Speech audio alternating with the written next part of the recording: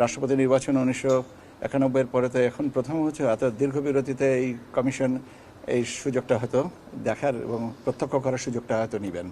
1991 সালের পর এবার বাংলাদেশে প্রেসিডেন্ট নির্বাচন হচ্ছে। ইসি জানিয়েছে আগামী 20 আগস্ট হবে এই নির্বাচন।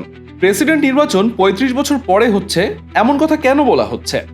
তাহলে এতদিন যারা রাষ্ট্রপতি ছিলেন তাদেরকে কিভাবে নির্বাচিত করা হয়েছিল? এই নির্বাচনের পদ্ধতি বা আসলে কেমন? এক আমলে 3 সরকার দেখা সাবেক প্রেসিডেন্ট মোহাম্মদ শাহাবুদ্দিনের পদত্যাগের পরই আলোচনা শুরু হয় প্রেসিডেন্ট নির্বাচনের। তবে এই নির্বাচনের পুরো প্রক্রিয়াটি অনেকের কাছেই অজানা। রাষ্ট্রপতি নির্বাচনে দেশের নাগরিকরা ভোট সরাসরি দেন না, বরং নাগরিকের মনোনীত জনপ্রতিনিধিরা ভোট দিয়ে রাষ্ট্রপতি নির্বাচন করেন। চলুন পুরো প্রক্রিয়াটি সহজ করে বুঝে নেওয়া যাক। বাংলাদেশের সংবিধানের 48 অনুচ্ছেদ বলছে রাষ্ট্রপতি সংসদ সদস্যদের দ্বারা নির্বাচিত হবেন, অর্থাৎ এখানে জনগণ সরাসরি রাষ্ট্রপতি নির্বাচন করেন না। জাতীয় সংসদের সদস্যরাই হচ্ছেন রাষ্ট্রপতি নির্বাচনের ভোটার। রাষ্ট্রপতি নির্বাচন আইন 1991 অনুযায়ী প্রত্যেক সংসদ সদস্যের একটি করে ভোট থাকে।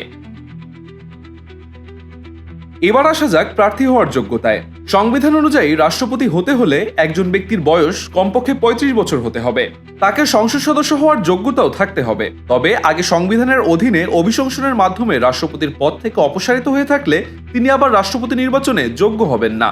অর্থাৎ রাষ্ট্রপতি হওয়ার জন্য শুধু রাজনৈতিক পরিচয় থাকলে হবে না, সাংবিধানিক যোগ্যতাও পূরণ করতে হবে। প্রেসিডেন্ট নির্বাচনের পুরো প্রক্রিয়াটি পরিচালনা করে নির্বাচন কমিশন। নির্বাচন কমিশন রাষ্ট্রপতি নির্বাচনের জন্য সময়সূচি ঘোষণা করে। এরপর নির্ধারিত সময়ে প্রার্থীরা মনোনয়নপত্র জমা দেন।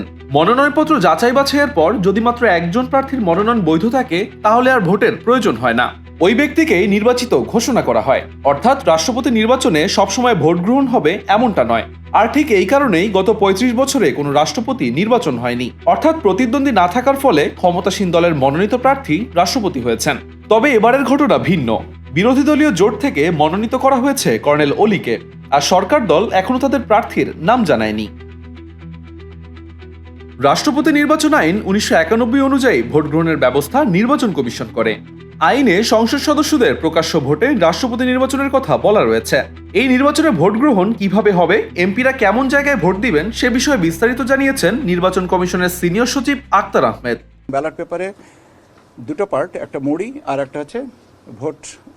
মুড়িতে 4টা তথ্য থাকে, ব্যালটে ক্রমিক, তারপরে থাকে আপনার যিনি ভোটদাতা তার নাম, তারপরে থাকে বিভক্তি নাম্বার, আর তারপরে একটা স্পেস আছে যেখানে আপনার তাকে স্বাক্ষর করে ব্যালটটা নিতে হবে। ডান দিকের সাইডটা যেটা, সেই ব্যালটটায় ওনাকে যারা প্রতিদ্বন্দ্বী প্রার্থী তাদের নামটা থাকবে এবং তার পাশে স্পেস দেওয়া আছে, সেই স্পেসে ওনারা পূর্ণ নাম লিখে স্বাক্ষর করবেন। আমরা এটা তৈরি করে নিয়ে যাব। প্রাথমিক ফলাফলটা ওখানে ঘোষণা করা হবে, গেজেটটা করা হবে অফিসে এসে। কেন এখান থেকে গেজেট করার তো ওখানে সুযোগ নাই।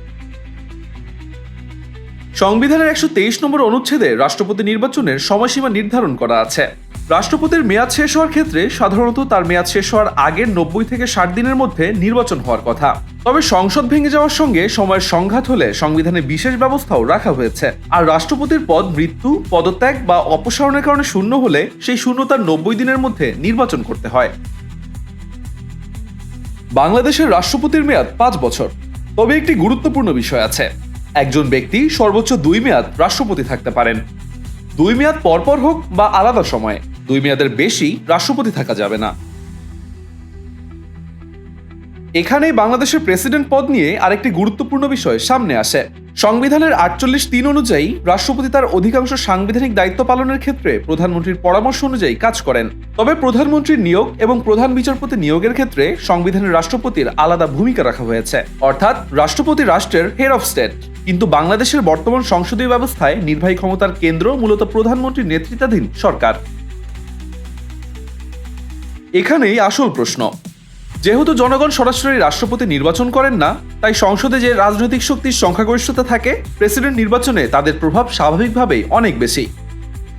এছাড়া বাংলাদেশের প্রচলিত আইন অনুযায়ী সরকারি দলের কোনো এমপি বিরোধী দলের মনোনীত রাষ্ট্রপতি পদপ্রার্থীকে ভোট দিতে পারেন না। একই সাথে বিরোধী দলের এমপিরাও সরকারি দল থেকে মনোনীত প্রার্থীকে ভোট দিতে পারবেন না। দিলে তাদের এমপি পদ বাতিল হওয়ার মতো ঘটনাও ঘটতে পারে। রাষ্ট্রপতি নির্বাচনকে শুধু একজন ব্যক্তিকে নির্বাচিত করার প্রক্রিয়া হিসেবে দেখলে পুরো বিষয়টি বোঝা যাবে না। এটি বাংলাদেশের সংসদীয় রাজনৈতিক কাঠামোর সঙ্গে সরাসরি যুক্ত এবং সাংবিধানিক যৌক্তিকতার সাথেও। শেখ সাদি, মানবজমিন।